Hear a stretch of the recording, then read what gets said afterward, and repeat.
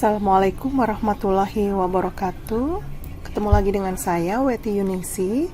Kali ini saya akan membahas soal prediksi KSK Biologi 2023 untuk nomor 2. Bakteri archaea memiliki kecenderungan untuk hidup di lingkungan-lingkungan yang ekstrim. Salah satunya adalah suhu tinggi. Kalau suhu tinggi berarti ini termofil ya, karena suka di suhu tinggi. Bakteri termofil memiliki regulasi yang tentunya berbeda dengan regulasi bakteri pada umumnya.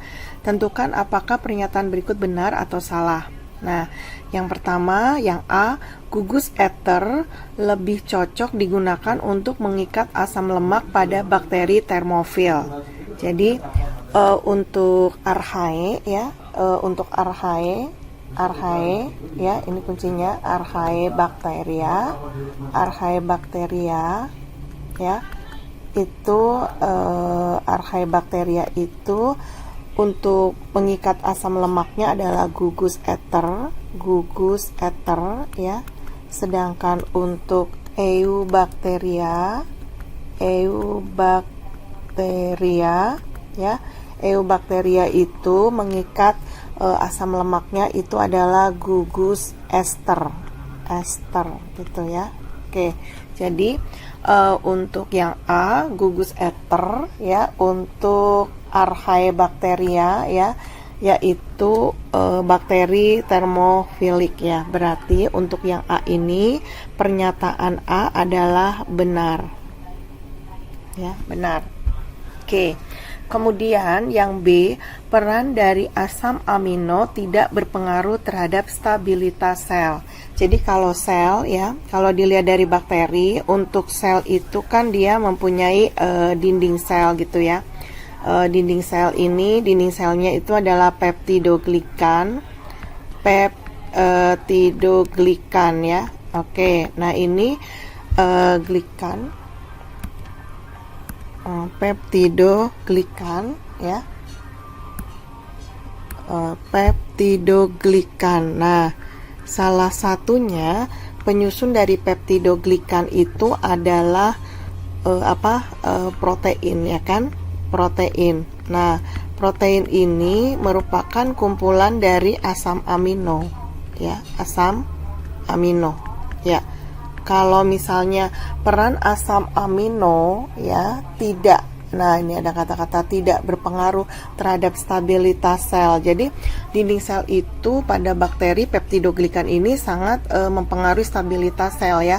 Jadi kalau misalnya asam amino sebagai salah satu penyusun dari peptidoglikan itu kan mempunyai sifat protein ya. Protein sendiri kan mempunyai sifat kalau kena panas, kena suhu yang tinggi itu bisa mengalami kalau ini kena panas ya, suhu tinggi, panas ya, dia itu bisa mengalami denaturasi ya. Denaturasi itu apa?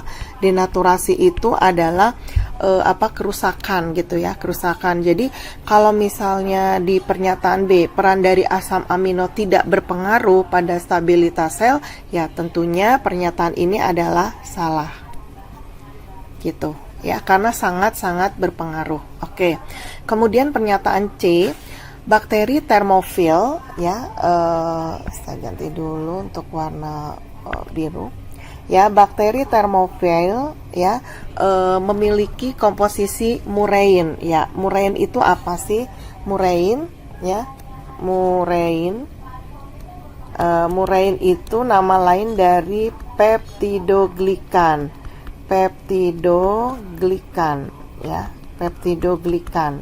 ya, sebagai penyusun dari dinding bakteri yang melimpah. Bakteri termofil memiliki komposisi murein atau peptidoglikan yang melimpah di dalam dinding selnya.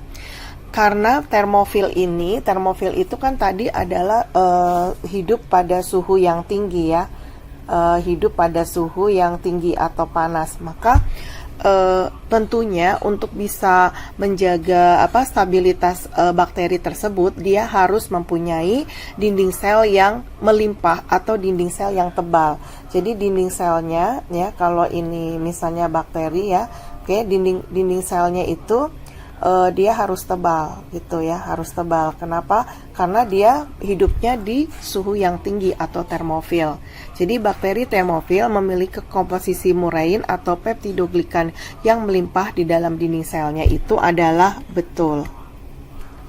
Oke, kemudian kita yang D, jika kita ingin menganalisa faktor yang mempengaruhi stabilitas dari protein bakteri termofilik ya, bakteri yang hidup di suhu tinggi, tidak cukup. Nah, di sini ada kata-kata tidak cukup. Tidak cukup hanya dengan sekuen analisa asam amino. Padahal kita tahu bahwa tadi protein itu ya terdiri dari asam amino. Nah, jadi kita tahu asam amino mana yang tahan terhadap panas atau yang tidak. Ya, maka kalau kita hanya ingin mempengaruhi stabilitas dari protein bakteri termofilik, berarti cukup nggak kalau kita menganalisa asam amino?